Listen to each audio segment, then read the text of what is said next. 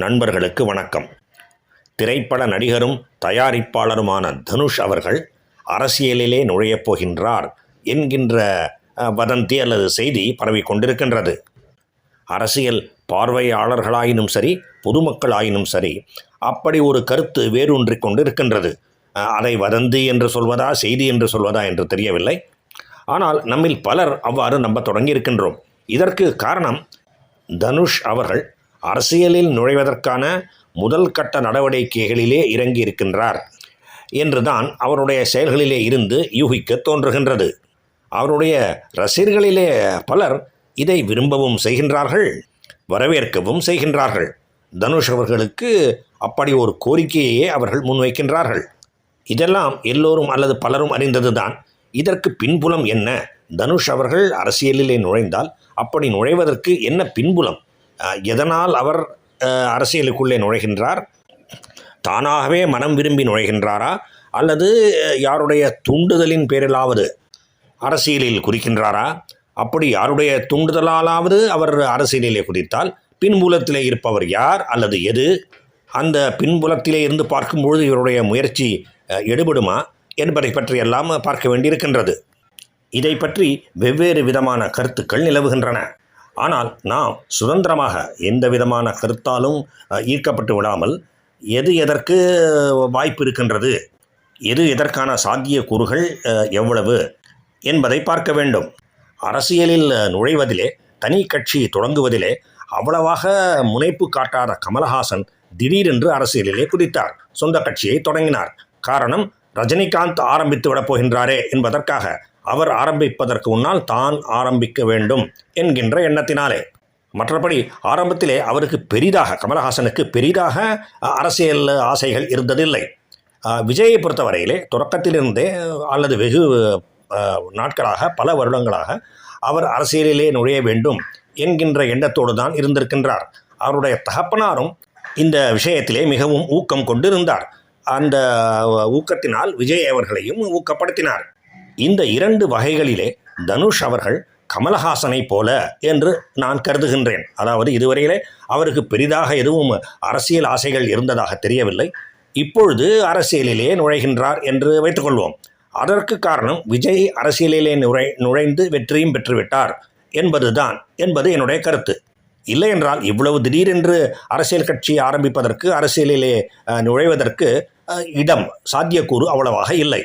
மேலும் அப்படி அரசியலிலே குதிப்பதற்கு சொந்த ஆசை அவருக்கு இருந்திருக்கவில்லை என்பதால் அவர் தானாகவே விரும்பி அரசியலிலே நுழைந்திருக்கின்றார் என்பதையும் ஏற்றுக்கொள்வதற்கு இல்லை. பின்புலத்திலே யாரோ இருக்கின்றார்கள் என்றுதான் தோன்றுகின்றது. அப்படியானால் அது யார்? ரஜினிகாந்த் என்கின்ற ஒரு கருத்து நிலவுகின்றது. முதலிலே கமலஹாசன், பின்பு இப்பொழுது விஜய். கமலஹாசன் பெரிய அளவிலே அரசியல் வெற்றியை அடைந்து விடவில்லை. இப்பொழுதோ திமுக ஜோதியிலேயே ஐக்கியமாகிவிட்டார்.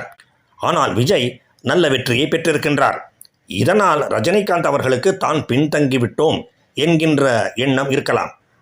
ஆனால் அரசியலே நுழையப் போவது இல்லை என்று அறிவித்துவிட்டு இப்பொழுது மீண்டும் அரசியல் என்றால் எல்லோரும் சிரிப்பார்கள். அதனால் தனுஷ் அவர்களை முன்னிறுத்துகின்றார் என்கின்ற ஒரு கருத்து நிலவுகின்றது. இதற்கு கூட வாய்ப்பு கம்மி என்றுதான் நான் நினைக்கின்றேன். ஏனென்றால் தனுஷுக்கும் ரஜினிகாந்துக்கும் இடையேயான உறவு எவ்வளவு நன்றாக இருக்கின்றது என்பதை பற்றி நாம் அதிகமாக அறிய மாட்டோம். பிணக்குகளும் மன வேற்றுமைகளும் கருத்து வேற்றுமைகளும் கூட இருக்கக்கூடும்.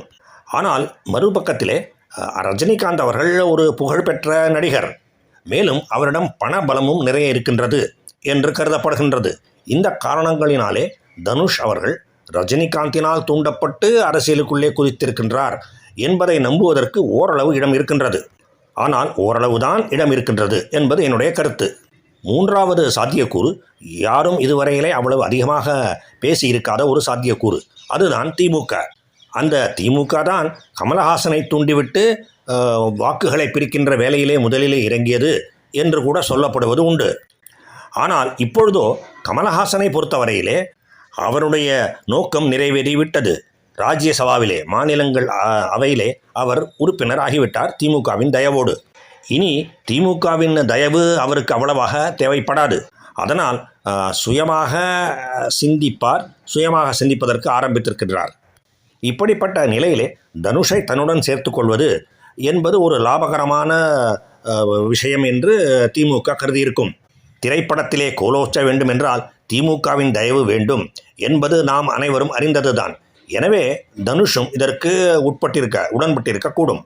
ரஜினிகாந்தின் திரையுலக வாழ்வும் நடிப்பு வாழ்வும் இன்னும் அஸ்தமித்து விடவில்லை. இன்னும் நடிக்க அவர் விரும்புவதாகவே தெரிகின்றது. அதனால் அவரும் திமுகவை பின்புலத்திலே வைத்துக்கொண்டு தனுஷுக்கு ஆதரவு அளிக்கலாம் என்று கருதுவதற்கு இடம் இருக்கின்றது. எனவே தேர்தலுக்கு முன்போ அல்லது தேர்தலுக்கு பிறகோ தனுஷ் அவர்களை தன்னுடைய கட்சியோடு சேர்த்து கொண்டு அவர் ஏதாவது சட்டமன்ற உறுப்பினர்களை வென்றால் அவர்களின் ஆதரவையும் பெறுவது என்று திமுக தீர்மானித்திருக்கும். ஒரு வாதத்துக்காக தனுஷ் அவர்களுக்கு அவ்வளவாக வாக்கு சதவீதம் கிடைக்காது. அவர் தேர்தலிலே நின்று போட்டியிட்டாலும் சட்டமன்ற உறுப்பினர்கள், நாடாளுமன்ற உறுப்பினர்கள் என்று யாரும் அவருக்கு கிடைக்கப் போவதில்லை. எண்ணிக்கை பூஜ்ஜியமாகத்தான் இருக்கும் என்றே வைத்துக்கொள்வோம். ஆனாலும் திமுகவை பொறுத்தவரையிலே தனுஷ் விஜய் அவர்களின் வாக்கு சதவீதத்தை ஓரளவாவது குறைப்பார் என்று நம்புவதற்கு இடமிருக்கின்றது. திமுகவுக்கு அதுவே போதும். விஜய்க்கான ஆதரவை குறைப்பதன் மூலமே அதாவது திமுக வெற்றி பெற்றுவிட முடியும் என்று திமுக கருதுகின்றது என்று தான் எண்ணுகின்றேன். அதிலே ஓரளவாவது உண்மையும் இருக்கின்றது. இன்றைய நிலைமையிலே தவேகாவுக்கு அடுத்த பெரிய கட்சி திமுக தான். அதனால் தவேகா வாக்குகளை பிளப்பதன் மூலம், தவேகாவின் வாக்கு சதவீதத்தை குறைப்பதன் மூலம் அதன் லாபம், அதன் பயன் தனக்கு கிடைக்கும் என்பது திமுகவின் கணக்கு. எனவே திமுக தான் பின்புலத்திலே இருந்து கொண்டு தனுஷை ஊக்குவிக்கின்றது என்று கருதுவதற்கு நிறைய இடம் இருக்கின்றது. அதற்கான சாத்தியக்கூறு, வாய்ப்பு மிக மிக அதிகம். திரைத்துறையிலே திமுகவுக்கு இருக்கின்ற செல்வாக்கினால் திரை உலக வாழ்க்கையிலே இருக்கின்ற சுவை இன்னும் குறையவில்லை என்பதால் அதன் மூலம் ஈட்டக்கூடிய பணத்தின் தேவை அல்லது விருப்பம் ரஜினிகாந்த் அவர்களுக்கு இன்னும் இருக்கும் என்று நினைப்பதற்கு இடம் இருப்பதால் திமுகவின் இந்த முயற்சிக்கு ரஜினிகாந்தும் ஆதரவு அளிப்பார் என்று நம்புகின்றேன். எல்லாவற்றுக்கும் மேலாக பாஜக தான் தனுஷை பின்னால் இருந்து கொண்டு இயக்குகின்றது என்கின்ற ஒரு கருத்தும் நிலவுகின்றது. இதில் எனக்கு சிறிதும் நம்பிக்கை இல்லை. ஏனென்றால் தவேகாவின் வாக்குகளை பிளப்பதன் மூலம் பாஜக எதையும் சாதித்து விட முடியாது. தவேகா தோற்றால் கூட திமுக தான் மீண்டு வரும். மேலும் தனுஷ் அவர்களும் அரசியலை பற்றி ஒன்றுமே தெரியாதவராக இருக்க மாட்டார். இன்றைய நிலைமையிலே பாஜகவுடன் சேர்ந்து கொண்டால் அல்லது பாஜக தனக்கு பின்னால் இருக்கின்றது என்பதை மக்கள் நம்பிவிட்டால் அவருக்கு இருக்கின்ற வாக்கு சதவீதம் கூட குறைந்து போவதற்கு வாய்ப்பு இருக்கின்றது. இதை அவரும் தனுஷும் உணர்ந்திருப்பார். எனவே பின்புலத்திலே இருந்து கொண்டு தனுஷை இயக்குவதிலே பாஜக பெரிதாக எந்த விதமான ஆர்வமும் காட்டிவிடாது. மேலும் அதற்கு தனுஷ் அவர்களும் உடன்பட்டு விட மாட்டார். தமிழகத்திலே பாஜக மிக மிக மோசமான ஒரு நிலைமையிலே இருக்கின்றது என்பதை தனுஷ் நிச்சயமாக அறிந்திருப்பார். பாஜகவும் உணர்ந்திருக்கும். கட்சியை பலப்படுத்தாமல் கூட்டணியை வைத்துக் கொண்டிருந்தால் என்ன ஆகும் என்பதை இப்பொழுது அது புரிந்து கொண்டிருக்கும். அண்ணாமலை அவர்கள் சொன்னதைப் போல கட்சியை பலப்படுத்தியிருக்க வேண்டும் என்பதை அவர்கள் பாஜகவினர் உணரத் தொடங்கியிருப்பார்கள் என்று தான் நினைக்கின்றேன். எனவே பின்புலத்திலே பாஜகவை வைத்துக்கொண்டு இப்படிப்பட்ட ஒரு முயற்சியிலே தனுஷ் இறங்க மாட்டார் என்றும் கருதுகின்றேன். பாஜகவை பொறுத்தவரையிலே மிஞ்சி போனால் ஆதரவும் இல்லை, எதிர்ப்பும் இல்லை என்கின்ற நிலைப்பாடு இப்பொழுது விஜய் அவர்கள் வைத்து கொண்டிருக்கின்றாரே, அப்படிப்பட்ட ஒரு நிலைப்பாட்டிலே தனுஷ் இருக்கக்கூடும். ஜோசப் விஜய் பாஜகவுடன் கூட்டு சேர்ந்து விடவில்லை. அதே சமயம் பாஜகவை அனாவசியமாக பகைத்து கொள்வதும் இல்லை. அதிகபட்சமாக அப்படிப்பட்ட ஒரு நிலையிலே தான் தனுஷ் அவர்களும் இருப்பார் என்று கருதுகின்றேன். விஜய் அவர்களின் செல்வாக்கு வேறு, தனுஷ் அவர்களின் செல்வாக்கு, மக்களிடையே செல்வாக்கு என்பது வேறு. விஜய் அவர்களைப் போல அந்த அளவுக்கு தனுஷுக்கு வாக்கு சதவீதம் கிடைத்து விடாது. இதை தனுஷும் அறிவார், பாஜகவும் அறியும், பொதுமக்களாகிய நாமும் அறிவோம். இவ்வாறாக எல்லா விஷயங்களையும் கூட்டி கழித்து போட்டு பார்க்கும் பொழுது திமுக தான் பின்புலத்திலே இருந்து கொண்டு தனுஷை இயக்க போகின்றது என்பதை நாம் அனுமானிக்கலாம். திமுக கொடுத்திருக்கின்ற ஊக்கத்திலே தான் தனுஷ் அரசியலிலே குதித்திருக்கின்றார் என்பதை உணர முடியும். திமுகவை பொறுத்தவரையிலே இது ஒரு சரியான வியூகம், நல்ல வியூகம் என்று தான் நானும் கருதுகின்றேன். ஏனென்றால் ஏற்கனவே கூறியபடி தனுஷுடைய கட்சிக்கு, அவர் ஆரம்பிக்கப் போகின்ற கட்சிக்கு பெரிய அளவிலே ஆதரவு கிடைக்காவிட்டாலும் கணிசமான எண்ணிக்கையிலே சட்டமன்ற உறுப்பினர்கள், நாடாளுமன்ற உறுப்பினர்கள் என்று கிடைக்காவிட்டாலும் திமுகவை பொறுத்தவரையிலே தனுஷ் அவர்கள் விஜயின் வாக்கு சதவீதத்தை குறைத்தாலே போதுமானது. திமுக முன்னிலைக்கு வந்துவிடும்.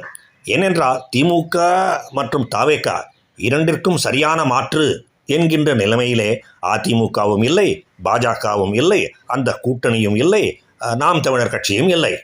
அதனால்தான் திமுகவை பொறுத்தவரையிலே இது ஒரு சரியான பலனளிக்கக்கூடிய வியூகம் என்று நான் கருதுகின்றேன். திமுகவுக்கு பலனளிக்கக்கூடிய வியூகம், ஆனால் மக்களுக்கு அதை வாக்காளர்கள் தான் சிந்தித்து பார்க்க வேண்டும். திமுக பின்புலத்தில் இருந்து கொண்டு யாரை இயக்கினாலும் இப்போதைக்கு திமுகவா தாவேக்காவா என்கின்ற முடிவை மக்கள் தான் எடுக்க வேண்டும். அவர்கள் முடிவுதான் இறுதி முடிவு. வாழ்க பாரதம். ஜெய் ஹிந்த்.